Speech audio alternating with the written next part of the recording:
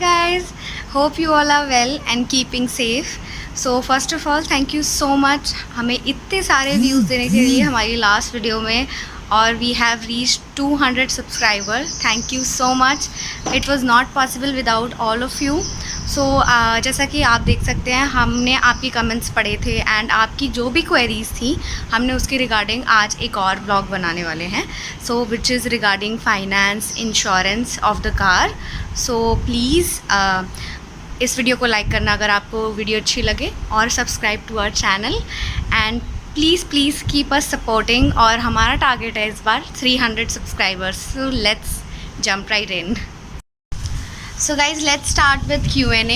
So I will be asking some questions from you and you will be answering regarding the finances and insurance questions which were जो हमने comments से लिए हैं, तो जो हमसे पूछे गए थे comments में, so हम सबको cover करेंगे. So let's start. Okay, so first question is कि कितने टाइप के finances available हैं मार्केट में? I think when you buy a car आपको दो फाइनेंस ऑप्शन मिलते हैं. पहला ऑप्शन आपके लिए होता है डीलरशिप ऑप्शन, जो डीलरशिप के पास कुछ बैंक के बंदे बैठे होते हैं and they organise all the loan facility for you. Whatever documentation is required या फिर जो भी उसमें प्रोसेस में रिक्वायरमेंट्स होती है, वो डीलरशिप के पास कुछ बंदे होते हैं जो बैंक से डायरेक्टली एंगेज होते हैं and they take care of your loan. And second option होता है फॉर सेल्फ कार फाइनेंस, जहाँ पे आप डायरेक्टली बैंक से अपना कार लोन उठा सकते हैं depending on your budget, depending on the offers that they are offering, and accordingly you can disperse that money to the dealership as an advance payment for your car. और difference क्या होता है दोनों में? I think there is a major difference in terms of the documentation में बहुत ज़्यादा फर्क है. In terms of the rate of interest that they offer, अगर आप डीलरशिप से लेते हैं तो rate of interest is different as compare to the what banks are offering. Okay, and dealership की क्या क्या requirements थी? Dealership की requirement was huge. I think when I spoke to the dealership spoke, he gave me a list of all the documents, जहाँ पे बहुत सारे documents की requirement थी, like photograph, 4 photograph, passport size, then they were also asking for PAN card, address proof in terms of Aadhaar card, 6 months bank statement, 3 months salary slip. Then they were also asking for the ITR form Part A and Part B, which is Form 16, Part A and Part B for last 2 years.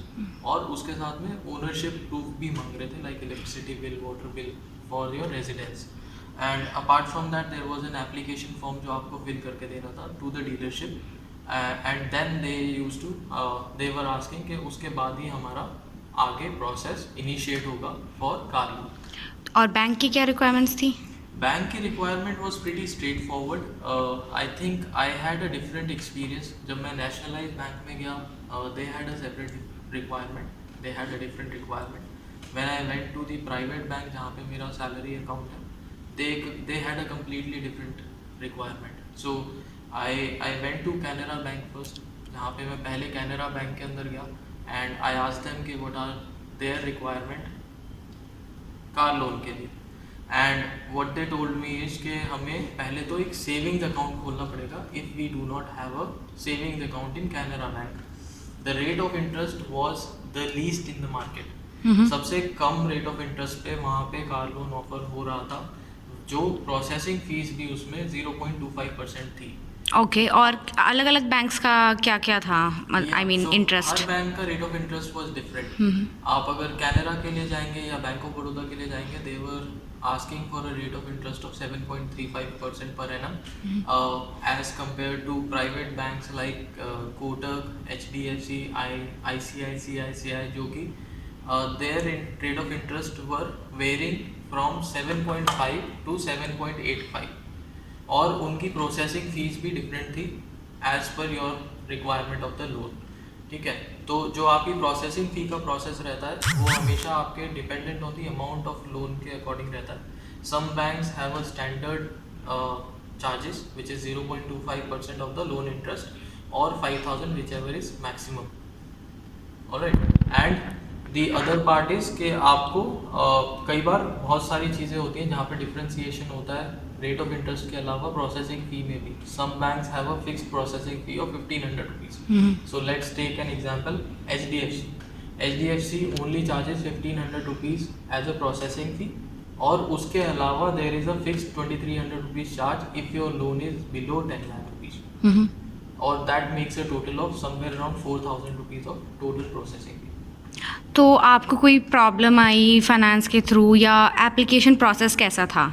I think मेरे को कुछ challenges आए थे related to the car loan, जैसे कि अगर मैं dealership का एग्जांपल लूँ तो डीलरशिप ने पहले मेरे से बहुत सारे डॉक्यूमेंटेशंस कलेक्ट किए, कलेक्ट करने के बाद they share the price list in terms of the loan percentage, rate of interest, ROI, जहाँ पे when I saw that list उनका rate of interest as compare to the banks were on a higher side.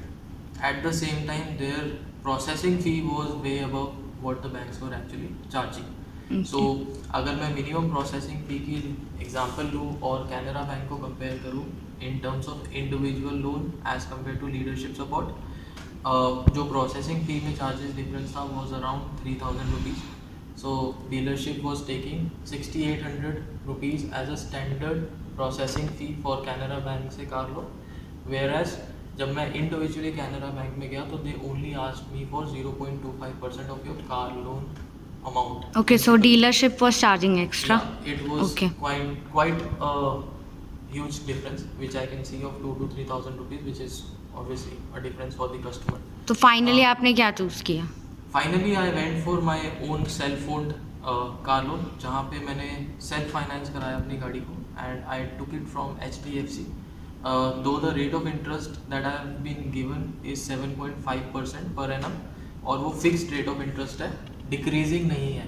तो अगर आप nationalise bank से अगर loan लेते हैं तो आपको एक और एज मिलता है, जहाँ पे आपका रेट ऑफ इंटरेस्ट जो होता है वो डिमिनिशिंग होता है depending on the market. It can go low, it can go higher as well depending on the market. But since मेरा car loan was of below 10 lakh rupees and I was okay paying a fixed price, so मैंने fixed के लिए गया, because we never know कि future में आपका loan interest बढ़ेगा कि घटेगा. So I took the 7.5 from HDFC.